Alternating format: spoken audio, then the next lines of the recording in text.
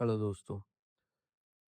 America ने जो Venezuela पर अटैक किया है अभी कुछ दिन पहले, तो उससे तो साफ तौर पर दिख गया है कि अमेरिका कितना पावरफुल है। ये कमज़ोर, इतना पावरफुल अमेरिका है कि कमज़ोर जो कंट्रीज़ हैं वो उसके सामने 1 मिनट को भी नहीं खड़ी हो सकती। मतलब उन्होंने एक फिल्म, जो फिल्मों में होता है वो असल में करके दिखा दिया है कि एक देश के राष्ट्रपति को उठा कर ले गए जिसमें उनका एक सैनिक घायल भी नहीं हुआ। ये एक हैरत अंगेज बात है। मगर दोस्तों, अब मैं एक दूसरे मसले पर बात करना चाहूँगा यहाँ पर। आपने देखा होगा, अभी खबरों में भी चलता रहता है कि चाइना और अब इनके राष्ट्रपति शी जिनपिंग ने कुछ दिन पहले ऐलान भी किया है कि वो ताइवान को वापस लेकर रहेंगे, क्योंकि चाइना का मानना है कि ताइवान जो है उनका उनका ही लैंड है, उनका ही हिस्सा है। और वो बार बार कई सालों से चाइना कहता आ रहा है कि हम उसको वापस लेकर रहेंगे। मगर अमेरिका सपोर्ट करता है ताइवान को और उसको आर्म्स भी देता है, और फुल्ली चाइना को उसने चेतावनी भी दी हुई है कि अगर तुमने ताइवान पर अटैक किया तो हम आप पर अटैक करेंगे या ताइवान का साथ देंगे।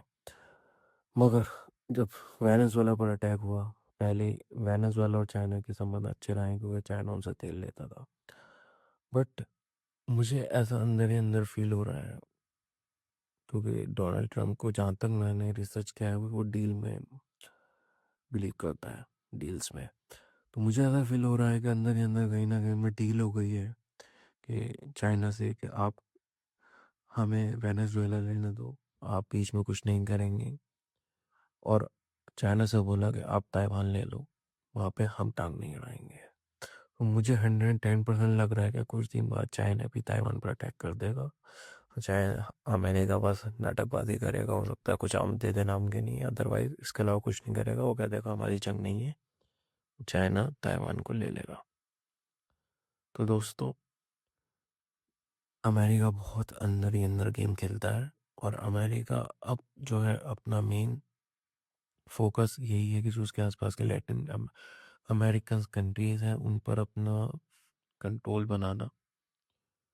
अब वो यूरोप वगैरह को छोड़कर लैटिन अमेरिका की कंट्रीज की साइड टेक रहा है, या वेस्टर्न हेमिस्फीयर में वो है। और वो उन कंट्रीज को अपने साम्राज्य या अपने किंगडम या अपने एम्पायर के अंदर देखता है। और जो लोग, जो वहाँ के प्रेसिडेंट या प्राइम मिनिस्टर है जो अमेरिका का अगेंस्ट है, उन सबको वो एक एक करके निपटा देगा। पहला नंबर मदुरो का था, अब आने वाला जो क्यूबा है, मैक्सिको है, कोलंबिया है, अब इनका नंबर है।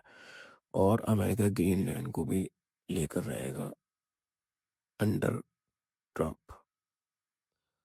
सो दोस्तों, इस टाइम में क्रिटिकल सिचुएशन चल रही है, आने वाले टाइम में कुछ भी हो सकता है। ये ईयर हो सकता है कि इस साल और भी हमें जंग देखने को मिल जाए। और हाँ, ईरान पर भी बहुत जल्दी अमेरिका अटैक कर सकता है। तो दोस्तों, मिलेंगे आपसे कुछ टाइम बाद। अभी एक छोटी सी बात थी जो मैंने आपको बताई है, मेरे माइंड में अचानक ऐसे डल रही और मैंने सोचा एक वीडियो बना लेते हैं आप सब लोगों के लिए। Thank you. Good night.